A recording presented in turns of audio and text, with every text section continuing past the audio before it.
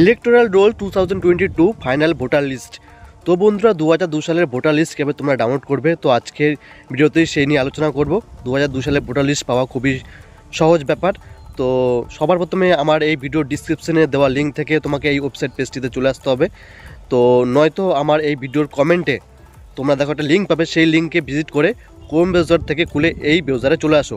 তো আসার পর তোমাকে কি করতে হবে, তো সবার প্রথমে তোমাকে যে ডিস্ট্রিক্টটা চুজ করে নিতে হবে। তোমার যে ডিস্ট্রিক্ট আছে, আমার যে বর্ধমান জেলা আছে, সেই বর্ধমান জেলা আমি চুজ করে নিচ্ছি। তারপর সেই জেলার ভিতরে যদি তোমার বর্ধমান দক্ষিণ উত্তর যদি থেকে থাকে, এরভাবে সাউথ নর্থ, কলকাতার ভিতরে যেরকম আছে সাউথ নর্থ, তো এইভাবে তোমাকে চুজ করে নিতে হবে। তো আমার বর্ধমান দক্ষিণ আমি চুজ করে নিলাম। তুমি তোমার জেলা শহর চুজ করে নিয়েছো, এরপরে নেক্সট তোমাকে যে কাজটা করে ফেলতে হবে। তো বন্ধুরা এখানে দেখো, তোমাকে মনে রাখতে হবে কোন জায়গাতে তখন 2002 সালে কোন জায়গাতে কোন স্কুলে ভোটটা দিয়েছিল। তো সব স্কুলে দেবে রুম নাম্বার থাকে, রুম নাম্বার 1, 2, 3। তো এখনও কিন্তু এইভাবে রুম নাম্বার 1, 2, 3 করে ভোট হয়। তো কোন রুম নাম্বারে সে ভোটটা দিয়েছিল, তোমার বাবা মা বা তোমার দাদু ঠাকুরদা, বাবা মা ঠাকুরদা কারোই মনে নেই সে তখন কোন স্কুলে ভোটটা দিয়েছিল, তার রুম নাম্বার তো কীভাবে খুঁজে পাবো। তো বন্ধুরা তোমাদের একটু খুঁজে বের করতে হবে রুম নাম্বার 1, 2, 3, 4 যতগুলো লিস্ট আছে, একটু লিস্টগুলোতে খুঁজে নিতে হবে। আধ ঘন্টা হয়তো 1 ঘন্টা সময় লাগবে। ধরো আমার Bardhaman municipal girls high school বা বয়েজ স্কুল, তো এরপরে সে কোন রুম নাম্বারে ভোটটা দিয়েছিল, তো আমি রুম নাম্বার 1 চুজ করলাম। ফাইনাল রোল এর উপরে ক্লিক করব। ক্লিক করার পর ক্যাপচা কোডটা দিয়ে তোমাকে ভেরিফাই করে ফেলতে হবে। তো ক্যাপচা কোড কোনটা, তো ফটোতেই দেখো ভেরিফাই কোড শো হচ্ছে, যেই ডিজিট নাম্বারটা শো হচ্ছে সেটা দিয়েই তোমাকে ভেরিফাই, এর উপরে ক্লিক করলেই তোমার সামনে পিডিএফ ফাইলটা ডাউনলোড হয়ে ওপেন হয়ে যাবে। এরপরে তোমাকে কী হবে, বাবার নামটা খুঁজে বের করবে। তার জন্য একটা সহজ উপায় পদ্ধতি বলে দিই, আগের ভিডিওতে আমি বলেছিলাম। যদি ঘোষ থাকে তো পরাপর দেবে ঘোষ টাইটেলের উপর দিয়ে তুমি সার্চ করে মানে দেখবে, দেখে দেখে লিস্টগুলো তো বাবার নামের সাথে বাবার নাম মিলাবে, এইভাবে তুমি বের করবে তাড়াতাড়ি। যদি তোমার টাইটেল ধরো সরকার থাকে, সরকারের লিস্টটা খুঁজবে।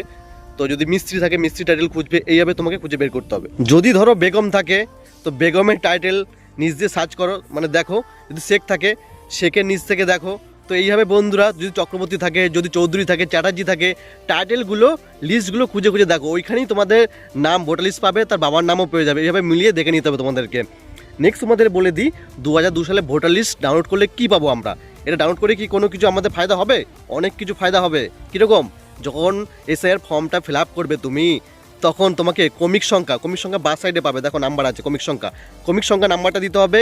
অংশ নাম্বার, তো যেই পেজটাতে তোমার যেই নামটা আছে সেই উপরেই দেবে অংশ নাম্বার পাবে, অংশ নাম্বার 12, 14, 40 এইভাবে অংশ নাম্বারও কিন্তু দিতে হবে। তো বন্ধুরা বাবার নাম মেয়েদের ক্ষেত্রে কী হচ্ছে, অনেক বিএলওরা অনেক কিছু বলছে। আমার বিএলও কী বলছে বাবার নাম দিতে হবে। যদি 2002 সালে ভোটার লিস্টে স্বামীর নামও থাকে, তারপরে বলছে কোনো কাজ হবে না, বাবার নামটাই বসাতে হবে বলছে। তো মেন কাজ করছে বিএলও ফর্মটা ভেরিফাই করবে, সে যদি হ্যাঁ বলে দেয় তাহলে সব কিছু ঠিকঠাক আছে। তো বন্ধুরা অলরেডি আমি 2002 সালে ভোটার লিস্ট কীভাবে ডাউনলোড করতে হবে অলরেডি আগে একটা ভিডিও বানিয়েছিলাম, অনেকটা রেসপন্স পেয়েছি। এটা তো রেসপন্স দাও, ভিডিওটা শেয়ার করো যদি ভালো লেগে থাকে, সাবস্ক্রাইব করে আমার পাশে থাকো।